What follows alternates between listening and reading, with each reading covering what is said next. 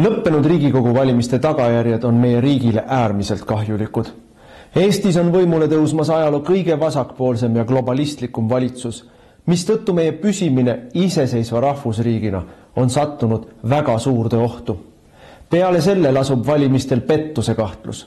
Rahvuskonservatiivide kahjustamiseks algatati valimiseelsel nädalal koordineeritud laimukampaania ning e-hääletuse puhul ei ole välistatud tulemuse manipuleerimine Reformierakonna kasuks. Kui ka sinule on vastuvõetamatu see, kuhu me ühiskonnana liigume, siis liitu Eesti Konservatiivse Rahvaerakonnaga. EKRE on eestimeelne, tõe ja õiguse eest võitlev rahvaliikumine, millest on tänaseks saanud parlamendi suurim ja tegusaim opositsioonipartei. Järgnevatel aastatel seisab meil ees raske võitlus. Peame tagama, et valimistel oleks pettus välistatud. Me peame kaitsma oma riiki massiimmigratsiooni, odava võõrtööjõu ning riigi teerulli poliitika eest. Me peame ära hoidma vaikiva ajastu kehtestamise ja rahva vaesumise. Iga meie liige saab anda oma panuse, et Eesti jääks eestlaste rahvuskoduks. Mida rohkem meid on, seda tugevamad me oleme. Erakonnaga liitumise juhendi leiab veebilehelt ekre.ee. Eesti eest. Raadiosaade Räägime asjast. Eesti asjadest nii nagu need on, räägivad Mart ja Martin Helme ning nende huvitavad saatekülalised pühapäeviti kell 11. Loe põnevate teemade kohta rohkem ka uudisteportaalist uueduudised.ee.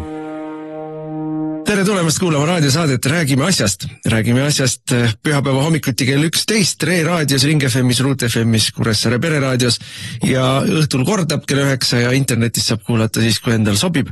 Ja meil on täna stuudios 2 štammi, Mart Helme ja mina Martin Helme. Võtame ka endale ühes saateplokis huvitava külalise ja teemad ongi niimoodi, et me kõigepealt räägime siis Michali ja Pevkuri plaanist saata Eesti sõdurid Ukrainasse ja mis on selle taga ja mis on selle tulemus.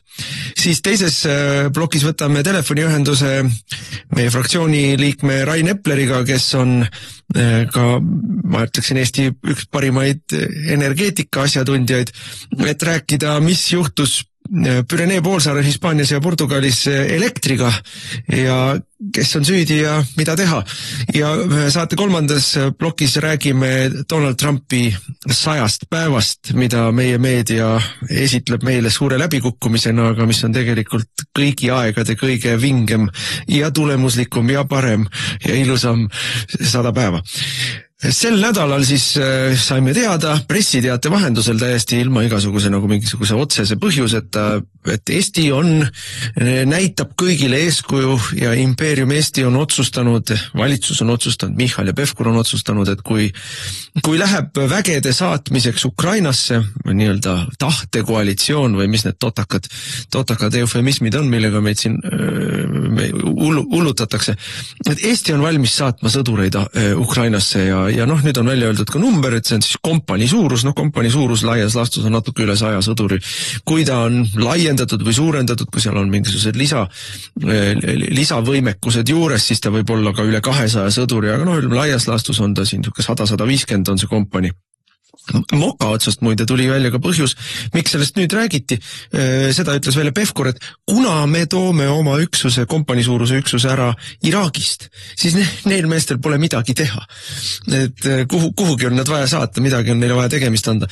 See on selline nagu kurioosumi valdkonda minev asi, et kas me peame üldse kuskil kogu aeg välismaal olema mingites sõdades.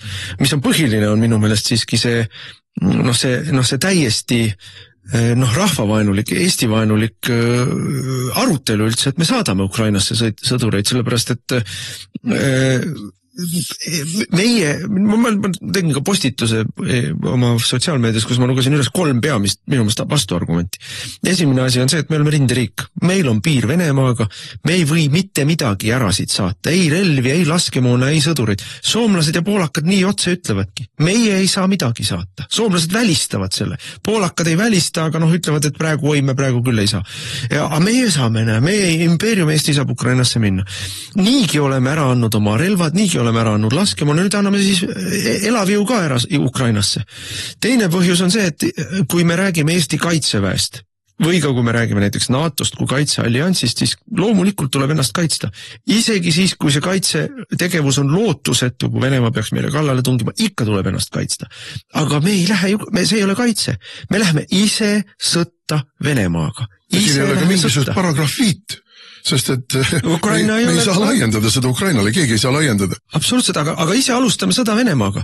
Ja Venemaa käsitlus on väga lihtne. Venemaa käsitleb siis nii-öelda Ukrainale appi tulevaid lääne sõdureid samamoodi nagu Ukraina käsitleb põhjakorealasi. Vastaspoolena, vaenlasena tuleb maha tappa. Ja absoluutselt õige. Põhjakorealased, kes sõdivad õlg-õla kõrval venelastega, ongi ukrainlaste jaoks täiesti legitiimne sihtmärk, tuleb maha tappa. On seal ka mõned hiinlased kätte saadud ja täpselt samuti. Nemad on just nagu Vene armee liitlased või Vene armee mingisugune allüksus. Neid võib tappa, neid võib vangi võtta, neid võib üle kuulata nagu sõjavange ja nii ongi. Ja mis siis nüüd meie kujutame ette, et me saadame sinna mingi hea tahte koalitsiooni, aga rindele me neid ei saada. Aga mis te arvate, et raketid üle rinde ei lenda või? Et lennukid üle rinde ei lenda või?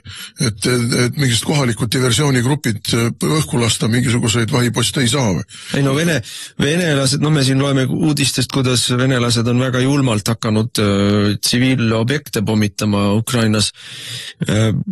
Võimalik, et need on ainult tsiviilobjektid, aga pigem mina kahtlustan, et need on tsiviilobjektide juurde paigutatud erinevad militaarsed või luureobjektid. Ütleme siis mingid lääne nõunikud, lääne luurete mingisugused koosolekute paigad või ka Ukraina enda, ütleme siis sõjaväeasutuste erinevad närvikeskused, mida pommitatakse siis Kiievis ja mis on tõepoolest asuvad siis tsiviilobjektidele lähedal või nendega koos. Et see oleks ju väga tavaline, see on sama nagu me näeme Gazas, kus haiglad ja koolid on Hamasi lemmikhooned, kuhu paigutada oma juhtimiskeskused, sest et nende pommitamine on äärmiselt negatiivse, ütleme siis, sellise reaktsiooniga avalikkuse poolt. Aga mida ma tahaks öelda, et selle nii-öelda ise sõtta minemise osas. Kuni ei ole sõlmitud vaherahulepingut, millele mõlemale pooled kirjutavad alla, millega mõlemad pooled nõustuvad ja kus on mõlema poole nõusolekuna sees siis rahuvalveväed. Senikaua on Venemaa seisukoht täiesti ühene. Legitiimsed sõjalised sihtmärgid on, olgu nad prantslased, sakslased, inglased, eestlased, ameeriklased, legitiimsed sõjalised sihtmärgid. Ja Venemaa on ju välja öelnud ka seda, et need riigid, kes siis sellisel juhul oma vägesid sinna saadavad, on Venemaaga sõjas põhimõtteliselt. Ehk siis Eesti ise alustab sõda Venemaaga. Ja kolmas asi, mida ma vastu argumentatsioonina ka ütleksin välja ikkagi on see, et me ju kõik saame aru. Ka kõige viimane ajupestud, meie oleme ka sõjas ja seal tulebki venelased peatada ja nii edasi. Kõik need üdini õõnsad loosungid, mida meile siin loobitakse, isegi need inimesed ju peavad saama aru ja tunnistama, et 150 Eesti sõdurit, mitte mingit sõjalist mõju Ukraina rinnetel ei oma, mitte kõige vähematki.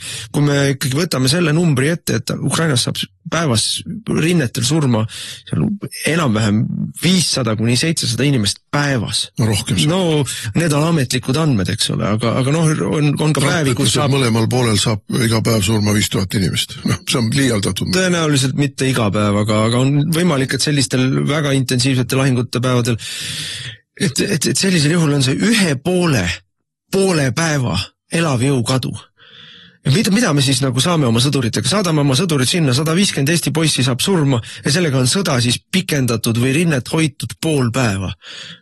No andke andeks, ei ole nõus, mitte mingil juhul ei ole nõus. Jaa, aga küll oleksid need inimesed, need mehed asja ette siin Eestis, arvestades Eesti sõjateatri väiksust, arvestades seda, et meil on ainult teatud suunad, millede puhul me peame oma jõud kontsentreerima 150 meest, kas reservis või otseselt lahingutegevuses on Eesti tingimustes täiesti arvestatav jõud. No ja mida me peame ka veel aru saama, et see 150 sõdurit või ütleme kompani suurus, mida iganes, sõjalist tähtsust ei oma Ukrainas meie panus sinna, aga sümbolväärtust või sümboolset tähtsust ta omab ja seda ütles ju Pevkur ka välja. Pevkur ütles, et me oleme eeskujuks teistele. No impeerium Eesti peab muidugi kõigile jälle eeskuju näitama, meie oleme ju Venemaa juba ära tükeldanud ja põlvili surunud, oleme siis nüüd eeskujuks. Et niimoodi me innustame teisi riike ka tulema, vabandust, mitte kedagi me ei innusta. Ameeriklased on selge sõnaga öelnud, nemad seal ei osale. Britid on põhimõtteliselt öelnud, et nemad ei osale. Prantslased on öelnud, nemad osalevad, aga sõdureid neil ei ole, keda saata, mistõttu nad ei osale. Sama Poola, sama Soome. Kes siis lähevad? Me üksi lähemegi või? Meie olemegi siis need, kes kõigile eeskuju näitavad. Et Balti riigid ka ikka teised, Läti, Leedu ka on valmis minema. Aga mida me siit sellest sümbolist välja loeme on see, et rahvusvaheline sõjapartei meeleheitlikult töötab vastu ükskõik kuidas meeleheitlikult töötab vastu sellele, et Ukrainas rahu saavutada, üritab konflikti eskaleerida, konflikti laiendada, kuna Eestis ja ka Lätis ja Leedus on võimul ju globalistide käpikud, mitte kohalikud iseseisvad poliitilised jõud ja globalistide sõjapartei soovib seda sõda laiendada, siis kohalikud käpikud täidavad oma kohust selle rahuplaani nurjamisel ja see on ju selgelt Trumpi rahuplaani nurjamine, millega tegeletakse siin praegu. Et minu meelest tuleb seda asja kõike täpselt selles kontekstis lugeda. Me tõmbame endale kaela sõja Venemaaga, ise alustame sõda Venemaaga. Me maksame nii verehinda kui rahahinda selle asja eest. Me ei muuda seda sõjakulgu seal kuidagi Ukrainale soodsamaks, aga me aitame võib-olla saavutada siis ikkagi Venemaa ja NATO vahelist suurt sõda, võib-olla isegi 3. maailmasõda, võib-olla isegi tuumasõda. Et see on siis see meie kompani saatmise tegelik eesmärk, mida Kristen Michal ja Hanno Pevkur ja kõik need teised, kes seda asja ajavad, praegu ajavad. No see kõik on niivõrd hale ja kui see veel laiemasse konteksti see on kurjus. Et see on ka hale, ta on tegelikult sõjalises mõttes hale. Venelased ironiseerivad Briti sõjaväele, et teil on moraalselt vananenud laevastik, teil on moraalselt vananenud tuumarelvad, teil on sõjavägi, mis koosneb kuskil alla 40 000 mehest, sõjavägi, kus käib mingisugune tohutu kemplus selle üle, kas naised, kes ei suuda täita eriüksustes sõduritele ette nähtud norme, saavad ja võivad teenida eriüksuslastena või ei või. Kujutate need ette eriüksus, kus on pandud väga karmid normid paika, sa pead suutma taluda neid ja neid raskusi, sa suutma teha neid ja neid konkreetseid eriüksuslasele antud ülesanded. Sa pead tõestama, et sa oled võimeline silma pilgutamata tapma siis, kui on vajadus tappa, tunnimees rajalt maha võtta, mida iganes. Ja naised ei saa nende normide täitmisega hakkama, aga soolise võrdõiguslikkuse seisukohast nad peavad saama eriüksustes teenida. See on see sõjavägi, mis läheb Vene kõrilõikaid mingeid Wagnerlasi siis peksma või kuulge, see on kõik naeruväärne. Aga tuleme veel ühe kõige olulisema teema juurde. Ja see teema on see, et kui me räägime siin korealastest ja räägime hiinlastest, siis korealased ei saada mitte 150 meest. Korealased ütlevad, et me võime 250 000 meest saata Ukrainasse sõdima, kui Venemaa palub meil seda teha. Esialgu saatsid vist, kui ma õigesti mäletan, 15 000 või 10 000, see on spekulatsioon, aga ma täpselt numbrit ei tea. Mis on minu meelest veel üks ülioluline aspekt, millele tuleb ka väga-väga suurt tähelepanu juhtida. Mis mõttes me räägime Eesti poiste saatmisest Ukrainasse olukorras, kus Eestis varjab ennast vähemalt diviisi jagu, üle 10 000 Ukraina ütleme siis sõjaväekohusluse alust meest. Vähemalt diviisi jagu, üle 10 000 Ukraina mehe, kellel tegelikult on kohustus olla Ukrainas rinnetel, kes põgenesid sealt sellepärast, et nad ei taha surma saada. Ja käivad, võtavad Eestis sotsiaalabi välja või käivad ka kuskil siin mustalt tööl. Aga Eestis on vähemalt 10 000 Ukraina meest, kelle Eesti riik võiks ilusti saata Ukrainasse sõdima. Zelenski on palunud, et aidake Euroopa riigid, aidake neid väekohuslasi saata Ukrainasse. Eesti riik lillegi ei liiguta selle jaoks, aga vaat oma poisse me oleme valmis saatma siis Ukrainasse surema. Et see on väärastunud, see on haige, see on Eesti vaenulik, mida meie valitsus teeb. See valitsus on Eestit hukutav valitsus. Ja muidugi Michal ütles, et ei, no me lähme küsime ikka Riigikogult enne mandaati. No me kõik teame, et Riigikogu on kummitempel.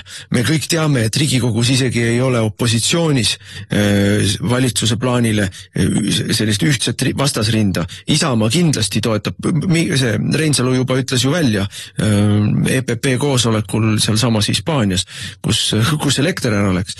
Et Isamaa on alati toetanud Ukrainat ja toetab edasi ja Viimseni toetame ja teeme kõik, mis vaja.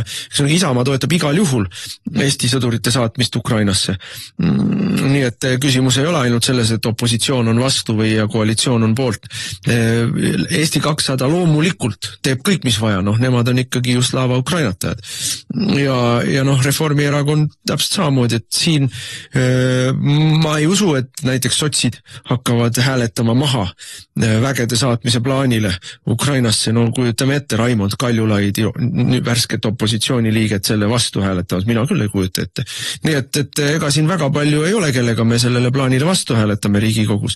Mis tähendab seda, et tegelikult tuleb 2 asja teha. Mobiliseerida avalikkus selle vastu ja teiseks tuleb ennem teha katse valitsus kukutada. Jaa, ma ütleks muidugi selle peale veel, et ega sellel valitsusel tegelikult ei ole ju mingit moraalset mandaati selle tegemiseks. Neil on mingisugune kõikuvalt siin küsitlustest 19–21% kogu koalitsiooni toetus valimistel, ma mõtlen Reformierakonda ja Eesti 200. Selle toetusega me võime öelda ikkagi, et 80% inimesi ei toeta seda koalitsiooni.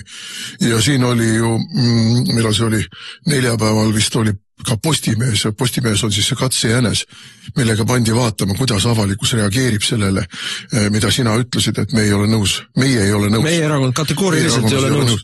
Siis ainus väljaanne, mis pani selle sinu teksti üles, oli Postimees.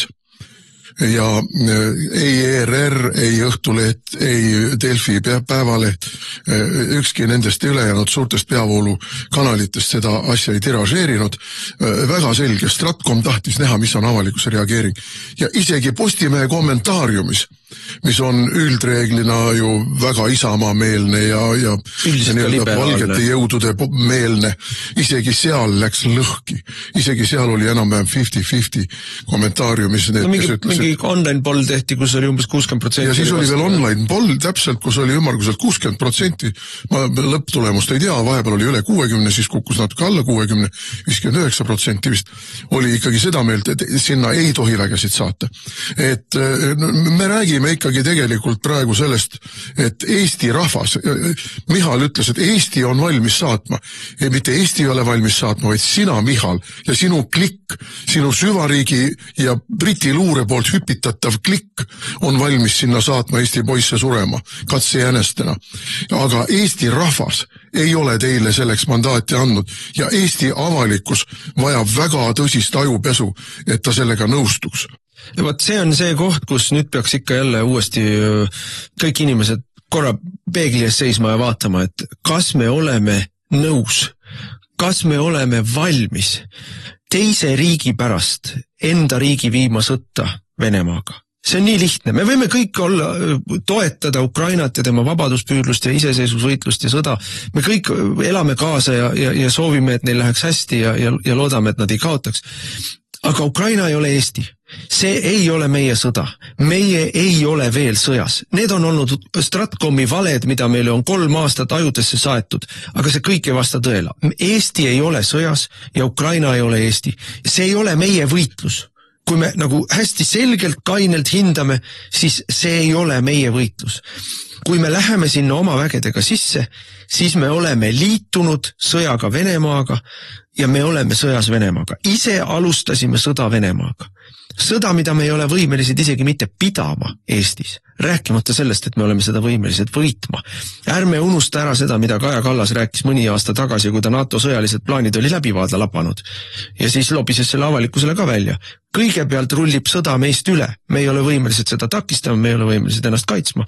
Ja siis mõne kuu pärast, kui NATO ikkagi otsustab, siis rullib sõda meist uuesti teisele poole üle, kui ameeriklased tulevad, aga Trump on öelnud, et ei tule. Trump on öelnud, tema peseb käed puhtaks Ukraina. Kes see NATO on? Aga kes see NATO on? Täiesti võitlusvõimetu Bundeswehr, mis praegu nüüd suure sõjahüsteeria raames üritab mehi värvata ja tahtjaid ei ole. Sakslased ei taha Bundeswehri minna. Tšehhis lahkub erakordselt, mitu aastat järjest on juba lahkuvad tegevteenistujad, ei pikenda oma lepinguid ja lahkuvad tegevteenistusest, sellepärast, et nad kardavad, et sõda tuleb. Nad ei taha olla seal sõja. Kes siis on see NATO? Prantsuse võõrleegion või? No kuulge, teil on tegemist seal oma lõunapiiridel, teised pool vaikes seda pagana Vahemeret.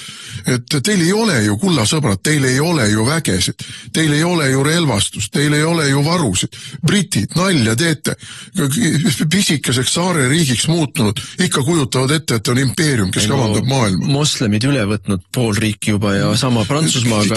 Kes see NATO on Ameerika ja Ameerika on öelnud, nemad ei lähe sinna sõtta. Ja kui ameeriklased ei lähe, siis isegi kui kõik Euroopa suuremad riigid lähevad, kaasa arvutud Poolad, kaasa arvutud britid, prantslased, hispaanlased, itaallased, kes kõik on öelnud muide, et ei, me ei lähe. Siis, kas siis on küsitav, kas see NATO on võimeline oma idatiiba kaitsma? Et see ei ole ju üldse nii kindel, et siis me lööme venelased puruks. Ei ole üldse nii lihtne see asi. Aga nemad on öelnud, et nad ei tule. Ameeriklased on öelnud, et nad ei tule. Aga meie läheme. Ja meie tõmbame endale sõja kaela. See on Eestit hävitav otsus. Ja seda otsust ei tohi lasta sündida. Ja tuleb selgeks teha, et on olemas üks erakond ja on olemas terve mõistuslikuga mõtlemise võimega inimesed, nagu ka siin mikrofonide taga praegu, kes ütlevad, et seda ei tohi teha. Ärge laske ennast ära lollitada. Ärge laske pimedal Vene vihal. Me keegi ei armasta ju seda suurt Vene impeeriumit. Me kõik ju teame ajaloolisest kogemusest, mille kõigega nad on hakkama saanud. Ei ole ju küsimus ainult siin Gulagis ja ei ole ju küsimus ainult märtsi küüditamises ja juuni küüditamises. Ei ole. See on see ordulik riik, nagu on selle vene kirjanik Akunin oma raamatutes kirjutatud. See on ordulik riik. Ta on algusest peale, Moskoovia on ordulik riik olnud. Ta on julm, ta on halastamatu. Ta ei halasta kellegile. Täna võid sa teda palehigis teenida, aga homme leitakse, et sul tuleb kael murda ja murtakse. Et me keegi ei tee endale illusioone, mis on Venemaa, aga tükkida selle sama Venemaaga sõtta, ilma et see mitte midagi meile annaks ja selle sõja käiku muudaks, välja arvatud see, et me anname Venemaale ettekäände, mida ta, loomulikult õigus on ka nendel, kes ütlevad, et Venemaa ei vaja ettekäänet, ta leiab selle iseenesest, aga kui ta selle iseenesest leiab, siis las leiab, nii nagu 39. aastal, aga ärme anname seda ise. Raadiosaade Räägime asjast. Eesti asjadest nii nagu need on, räägivad Mart ja Martin Helme ning nende huvitavad saatekülalised pühapäeviti kell 11. Loe põnevate teemade kohta rohkem ka uudisteportaalist uueduudised.ee. Aga nüüd võtamegi ühendust Rain Epleriga ja räägime elektrist ja energeetikast. No, tere Rain! Tervist! Nii palju kui uudistesse läbi lipsas ja siis kadus see täitsa uudistest ära. 28. kui ma nüüd õigesti mäletan, oli esmaspäev, eks? Kukkus keskpäeval kõigepealt Hispaania elektrivõrk kokku, kogu riik jäi täielikult ilma elektrita ja tõmbas kaasa ka Portugali, Portugali ja Hispaania elektrivõrgud on omavahel ühendatud, tegelikult on nad ühendatud ka ülejäänud Mandri-Euroopaga, aga ütleme siis niimoodi, et tihedalt on nad omavahel ühendatud ja siis mõnede liinidega on nad Prantsusmaaga ühendatud ja juba hakkas ka Prantsusmaa minema, aga siis seal tõmmati piltlikult öeldes rubilnik välja ja Prantsusmaal läks ainult üks väike piirkond pimedaks. Liikusid ka libauudised, et Kreeka, Itaalia ja ma ei tea, mis teised kohad on pimedad. See ei olnud kaugel, see oli väga-väga lähedal, et terve Euroopa oleks pimedaks läinud, aga aga kohe, kui see juhtus, lasti eetrisse libauudis, et tegemist oli küberrünnakuga. No kui asja natukenegi lähemalt vaadata ja ei olnud vaja üldse isegi olla suur spetsialist, siis oli selge, et küberrünnak on pigem ebatõenäoline. Rain, sina tegid endale selgeks, mis seal juhtus, räägi meile ka. No selgeks on võib-olla palju öelda, sest tegelikult uudiseid või nii-öelda arvamusi ja siis ka nii-öelda pilkhaaval uurimise tulemusi ikka veel tuleb, et ma olen üritanud siin rahvusvahelises meedias seda olukorda jälgida ja tõepoolest alguses aeti pilt hästi segaseks ja räägiti küberrünnakutest ja terrorismist ja kõigest muust. Minu meelest oli see juba teisipäeval, kui Hispaania elektrivõrgu juht ütles, et küberrünne on välistatud.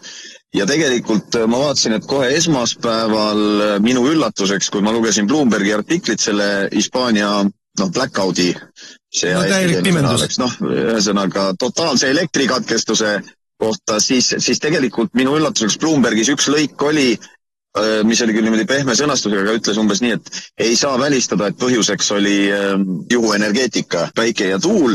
Tegelikult tänaseks on see kindel, et just see põhjuseks ongi ja oma sellisel võib-olla nagu iroonilisel veidike või tagurpidisel moel on seda nüüd näiteks kinnitanud ka Reuters, kus oli lõik, et kuna see taastuvenergeetika suur osakaal võrgus lõigi selle võrgu rivist välja, siis see näitab kõigile valitsustele vajadust teha suuri ja üüratu suuri investeeringuid võrkudesse, et edaspidi selliseid asju välistada. See on see, mida me Martin sinuga siin korra paar päeva tagasi arutasime, et Euroopas nagu ikka lahendus, võib-olla mitte alati, aga enamasti lahendus mõnele probleemile on see, et proovime sama asja, mis meid probleemini viis, teha veel suuremas mahus ja kulutada veel rohkem raha, et äkki siis probleem laheneb.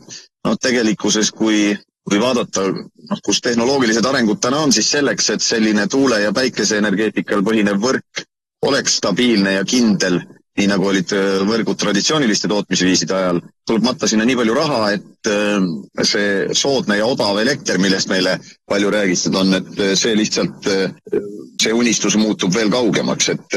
Ja probleem on siis see, et kui me vaatame traditsioonilisi energiatootmisviise, siis nende puhul need suured pöörlevad võimsused, olgu need siis, võtame Eesti näite puhul, eks ole, põlevkivi või Euroopas laiemalt gaas või kivisüsi ja ka tuumaenergeetika, seal suured turbiinid keerlevad, ajavad käima suured generaatorid ja siis need tekitavad niinimetatud inertsivõrgus, mis väikeseid sageduse kõikumisi tegelikult absorbeerivad, nii et võrgus ei teki probleeme, kui tarbimise poole peale, eks ole, näiteks midagi kõigub, aga tuule- ja päikeseenergeetika puhul need tootmisvõimsused ise seda ei paku ja on vaja erinevaid siis võrguseadmeid, invertereid ja muud, et võrk püsiks stabiilne.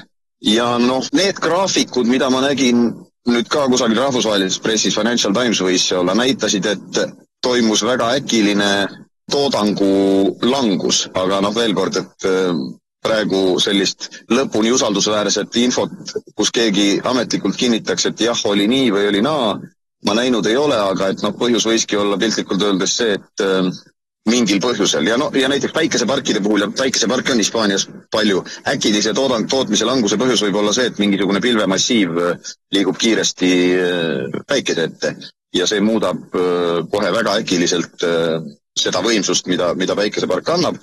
Aga jah, ühesõnaga lühike kokkuvõte on see, et aina rohkem märke viitab sellele, et põhjuseks oli just nimelt see, et võrgus on liiga palju juhuenergiatootmisvõimsusi ja selle eest tegelikult on aastaid eksperdid ka hoiatanud, üle maailma on väga palju sellest kirjutatud, et kui olemasolevatesse võrkudesse lisatakse rohkelt tuule- ja päikeseenergia tootmisvõimsusi, siis see muudab võrgu haavatavaks erinevate riskidele ja järjest kasvab oht selliseks totaalseks elektrikatkestuseks ja nüüd siis see risk realiseerus, aga nagu sa ka alguses ma arvan õigesti sedastasid, et meie meedias on need uudised juba üsna kadunud, võibki öelda, aga ma arvan, et välismeedias me näeme selliseid uudiseid, et tuleb lugeda tõesti nii-öelda mõttega kohal olles, sest ilmselt tekstis sisse on peidetud ka tõde kusagile, aga ma usun, et seda püütakse sõnasalatiga niimoodi hägustada, et jumala eest ei tekiks inimestes laialdaselt sellist selget arusaama, et need juhuelektri tootmisvõimsused tegelikult ei ole head, eks ole, sest et ideoloogiline elektrisüsteemi arendus on käinud siin aastaid, seal liiguvad suured rahad ja nüüd kindlasti PR-agentuurid mõtlevad, et kuidas erinevaid lugusid sõnastada niimoodi, et süüdi oleks miski muu kui see, mis tegelik põhjus on, ehk et see juhuelektri tootmisvõimsuste eelis ja ülearendamine. Ja ma olen juba näinud meie meedias mitmeid artikleid, mis räägivad, et ei, taastuvenergeetikal ei ole mitte midagi viga, sellega on kõik korras, et probleemid olid milleski muus, probleemid olid võrkudes, probleemid olid mingites ülekandejaamades ja probleemid olid mujal, et mitte selles, milles oli probleem tegelikult. Ja kui sa siis vaatad, kes see kirjutaja on, siis kirjutajad on kõik seotud selle sama taastuvenergeetikaga. Selle äriga. Ja aga sa ütlesid niisuguse toreda ütluse, et siin on tehtud nüüd juba järeldused, et kuna see on meid viinud probleemini, et meil on liiga palju taastuvenergeetika tootmisvõimsusi, siis probleemi lahendamiseks on vaja neid veel juurde lisada. Minul tuli kohe selline väga argine, aga inimestele kindlasti väga mõistetav võrdlus, et kui sa oled kõvasti kärakat pannud ja sul on pohmell, siis järeldus on väga lihtne, tuleb veel rohkem kärakat panna, et pohmellist üle saada. Et see on umbes samasugune loogika.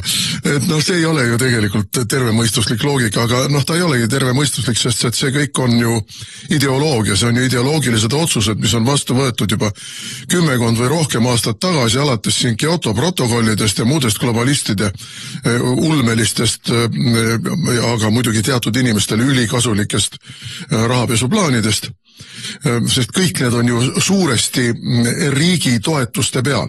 Ega siis Eesti ei ole ainus, kes uhab suurt riigi toetust taastuvenergeetisse, ka teised riigid, ka Lääne-Euroopa rikkad riigid, suured korporatsioonid, suured energeetikaettevõtted, kõik on ju sirutanud käe maksumaksja raha poole ja öelnud, et ei tore, meie võime seda kõike teha, aga see nõuab investeeringut ja kui riik meile niisuguse ülesande annab, siis loomulikult me ootame, et riik ka toetaks oma investeeringutega seda.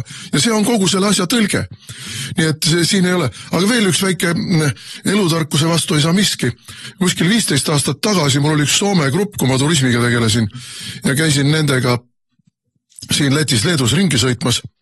Ja siis oli autojuht, kellega juttu hakkasime ajama, soomlane, kes ütles, et tema on oma mökki viinud kõik päikese elektri peale, päikesepaneelide peale. Ja ma küsisin, et aga kuidas siis ära tasub, et te olete veel rohkem Põhjamaal kui meie. Ta ütles, et jaa, et eks siin probleem on, aga ma olen akud vahele pannud, et mul on suur akupank ja siis, kui meil ilma poolest seda elektrit sealt paneelist ei tule, et siis ma saan akust selle.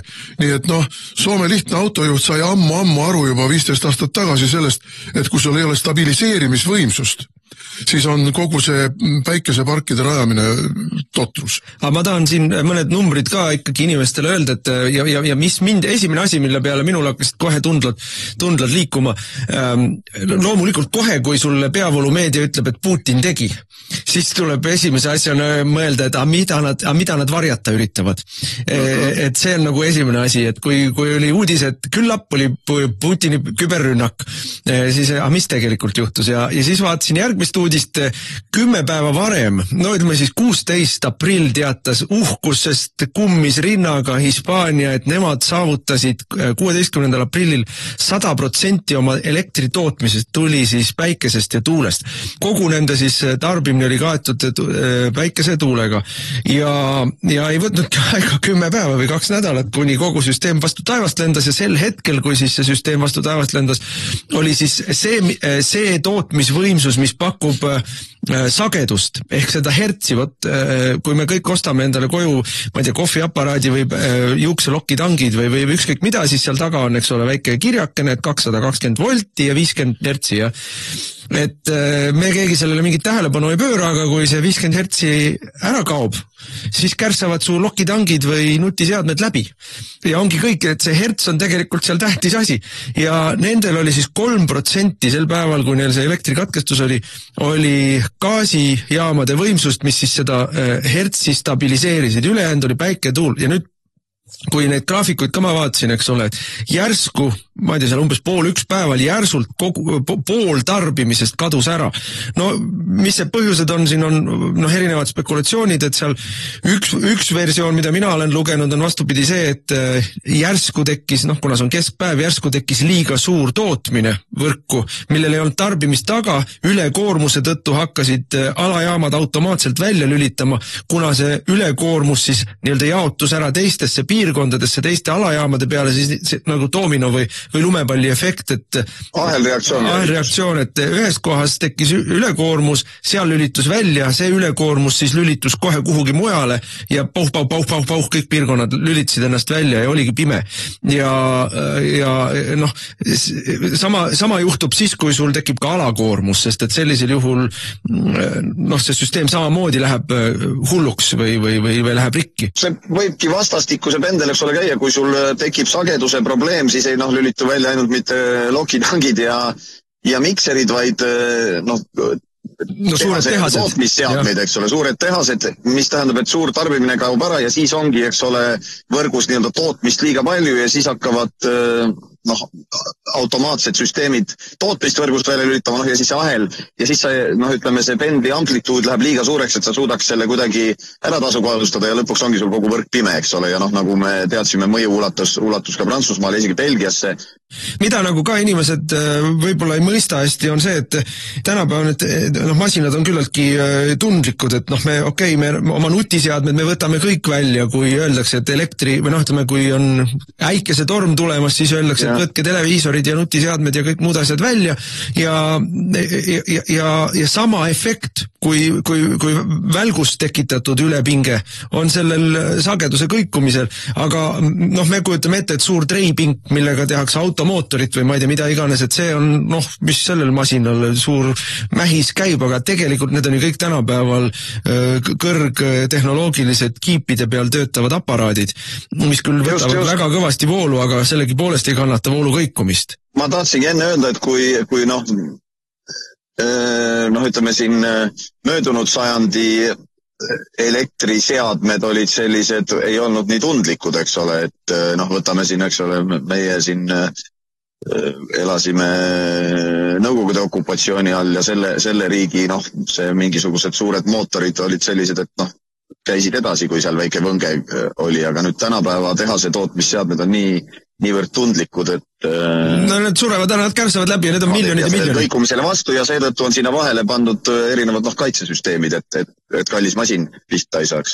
Aga ma tahtsin korraks rahast rääkida, et vaata, me oleme Eestis rääkinud, üks asi on tuulikute ja päikesepaneelide rajamine, mis on miljardid ja miljardid, tuulikutele läheb siin 3 miljardit siia ja sinna ja siis moka otsast räägitakse meile odavast elektri hinnast, mis tuleb sellest, et me need miljardid maksame riigieelarvest või mingitel muudel moodidel dotatsioonidega kinni, eks ole, et siis saab hinda väiksemal näidata, kui nii-öelda kuskilt keegi on selle hinna juba kinni maksnud, aga millest meile väga ei räägita või tuleb juttu kuidagi niimoodi mööda minnes on see, et nüüd on vaja see neljas liin ehitada siis Lätti, kusjuures see 4. liin ei lähe Lätti, vaid läheb hoopis Saaremaale, et meretuulikuid ühendada tegelikult ja siis on meil vaja ehitada see miljardiline pumpla kuhugile Paldiskisse ja siis on meil vaja veel miljardi jagu teha mingisuguseid paigaldada akusid ja stabiliseerimisi ja siis on veel eraldi teema, mis meil nüüd on ju käinud ka uudistest päris palju läbi, on siis see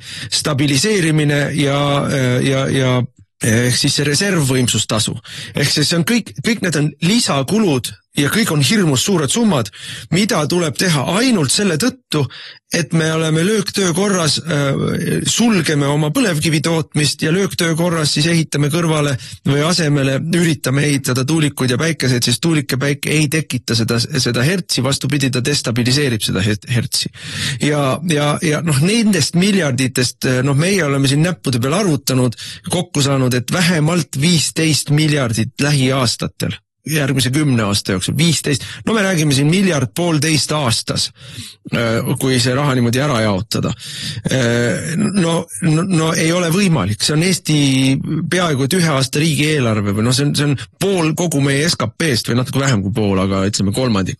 Just nimelt seal ongi see probleem, et see, et neid numbreid tegelikult püütakse, kui otse küsitakse, siis püütakse kuidagi killuhaaval ja anda vastuseid või üldse mitte anda ja et see nagu välditakse tegelikult rääkimist sellest, milline on elektri tootmise kogu kuluühiskonna jaoks, eks ole, et keskendutakse sellele, et nüüd ju suvi tuleb, me hakkame jälle nägema suuri pealkirju, kus öeldakse, kui tore täna oli päev otsa elektri hind 0, sest et nii palju oli, ma ei tea, päikese elektri tootmist näiteks, et inimesi püütakse eksitada ja jätta muljet, kuidagi tagurpidist muljet sellest asjast. See, mis Mart ennem rääkis, selle Soome näite ja et päikesepaneelid ja akud ja kõik muu, tegelikkus on selline, et suures tööstuslikus skaalas, et paigaldada akusid või poolest kataks ära meie vajaduse näiteks 2 nädalat talvel, selle hinnalipik on nii suur, et seda ei jaksa täna keegi teha.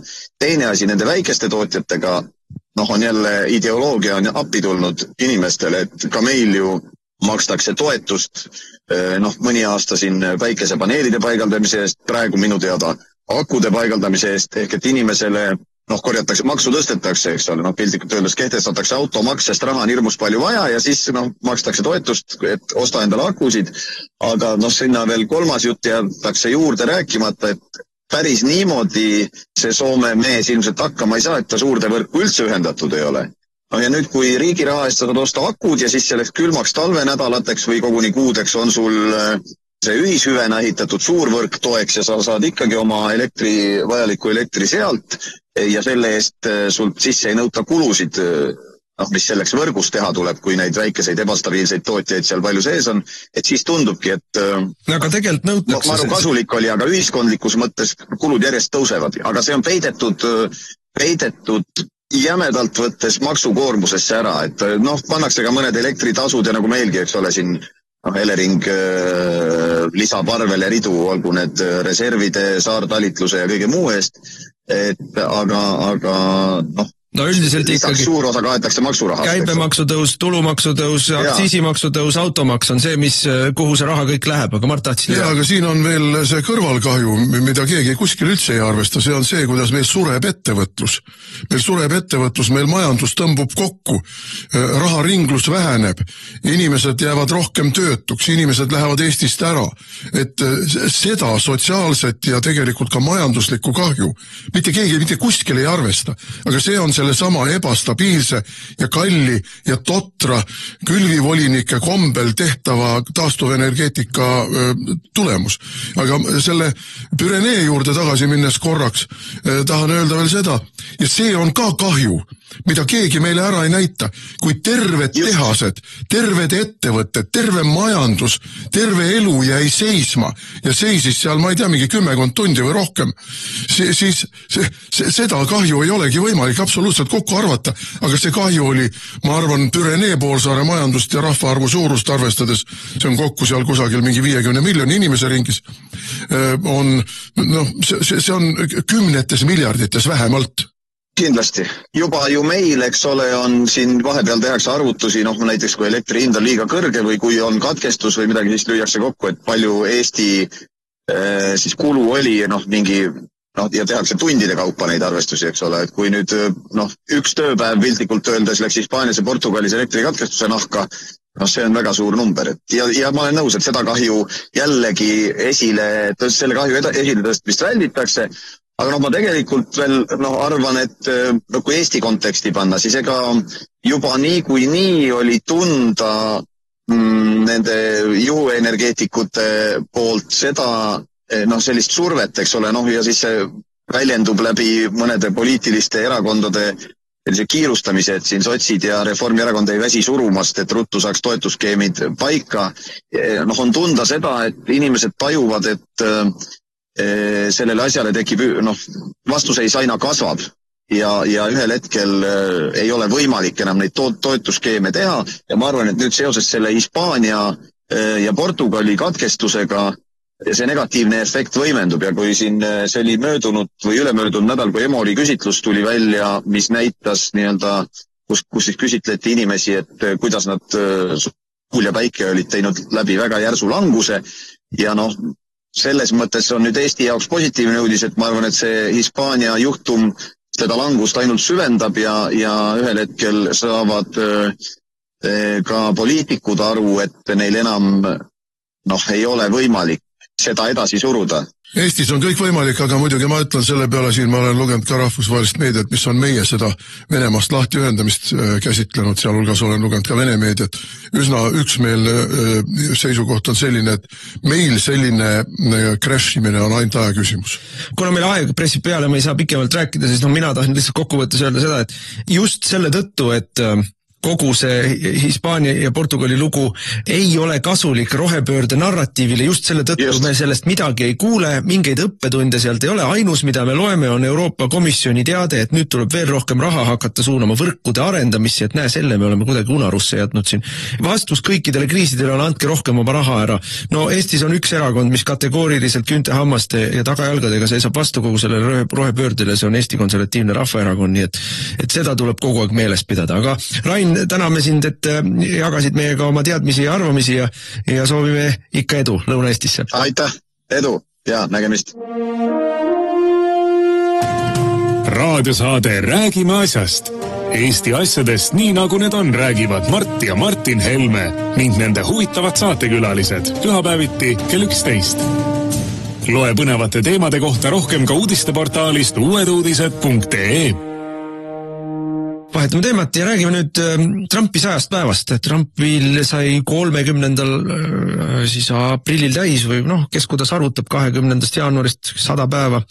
100 päeva on selline Napoleoni ajast pärit traditsioon. Napoleon tuli oma Elba pagulusest tagasi pärast seda, kui ta oli siis suurvõimude poolt sunnitud olnud loobuma keisritroonist, oli natuke aega pagulases ja siis tuli võidukalt Pariisi tagasi ja pidas oma viimase võitluse. Ma teen ühe kõrvale põike seoses sellega, kuidas avalik arvamus, missugune tuulenuusutajate kamp on ajakirjanikud ja ka poliitikud ja muud igasugused tegelased, ka äriringkonnad loomulikult. Kui Napoleoni Elbalt põgenes ja maabus Lõuna-Prantsusmaal, siis ilmusid igal pool üle Euroopa pealkirjad. Pariisi ajakirjad põhiliselt. Ja, Korsika koletis maabus Lõuna-Prantsusmaal.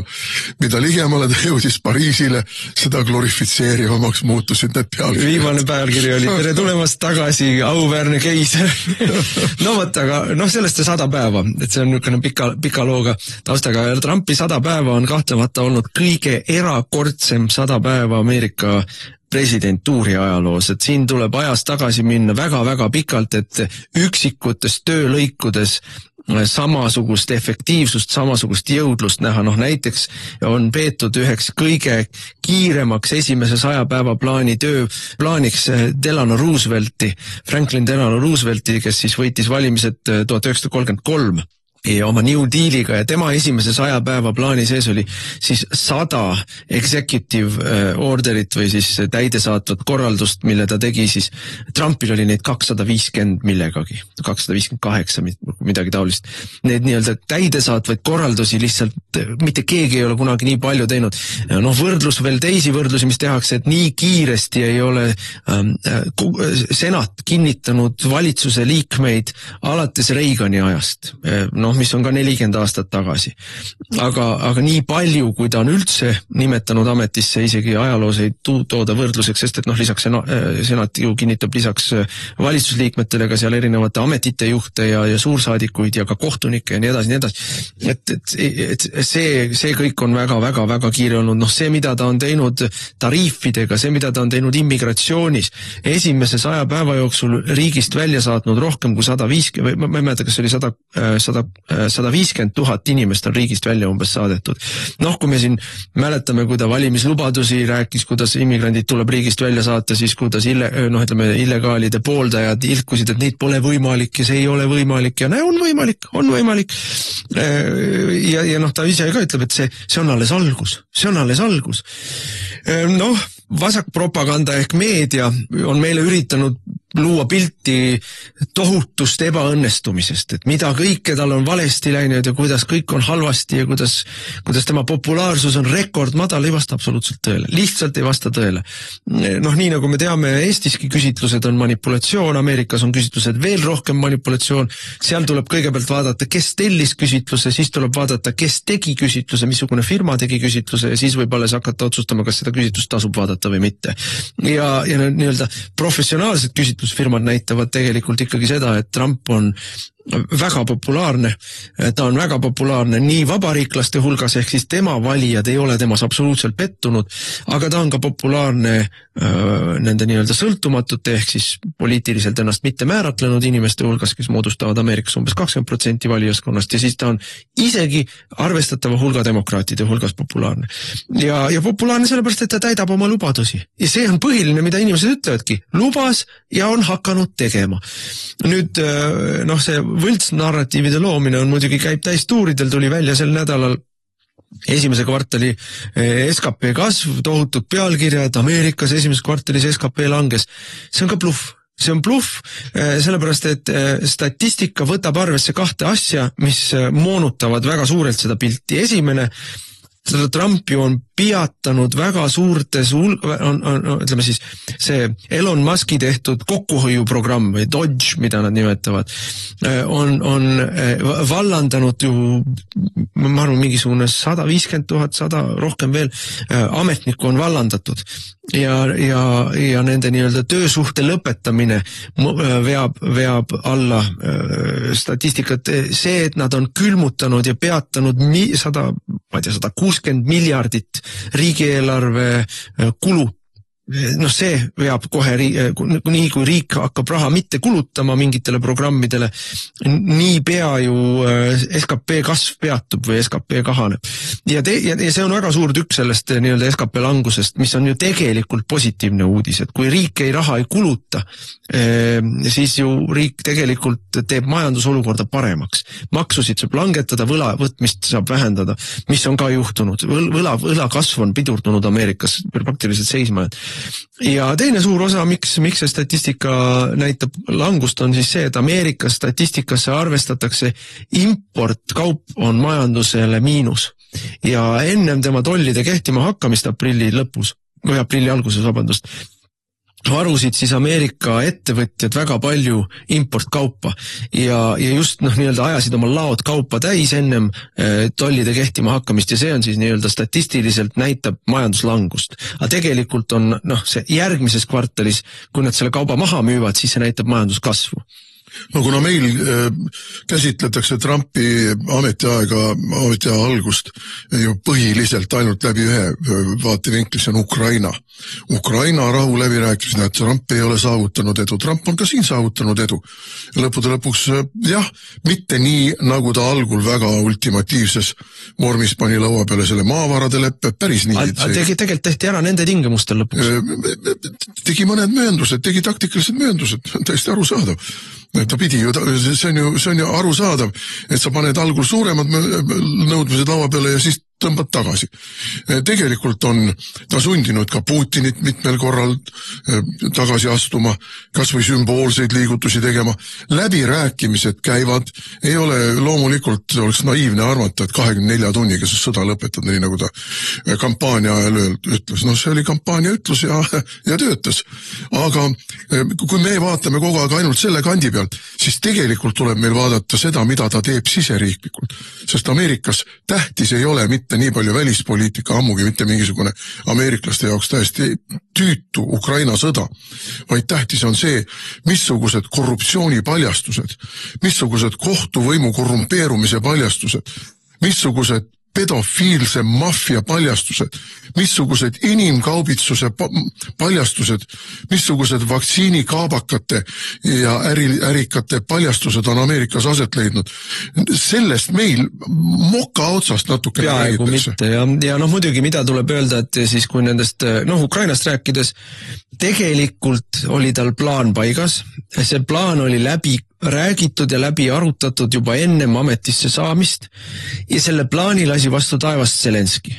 see kõik oli paigas, seda on nende rahandusminister Bessent rääkis ühes Tucker Carlsoni podcastis hästi põhjalikult ilusti seletas ära, et neil oli see sammude järjekord oli paika pandud, kes millal mida astub, kuidas astub ja kuidas siis erinevad osapooled ennast sellest olukorrast ilusti välja tagurdavad või sellest sõja ära lõpetavad niimoodi, et kõigil jääb nägu pähe, kõigil on mingi kasut sees, kõik on justkui võitnud, aga Zelenski lasi selle vastu taevast ja saboteerib siiamaani, nii et kui see Trumpi rahuplaan ei edene, mille ta oli paika pannud ja milles oli venelastega ka põhimõtteliselt üksteise mõistmine saavutatud, siis selle põhjuseks on Zelenski käitumine, aga nüüd põhiline, mida ta tegi oma tollidega ikkagi, tollisõda, kui seda niimoodi võib nimetada, oli ikkagi suunatud Hiina vastu ja me näeme praegu, kuu aega on need tollid olnud, Hiina režiim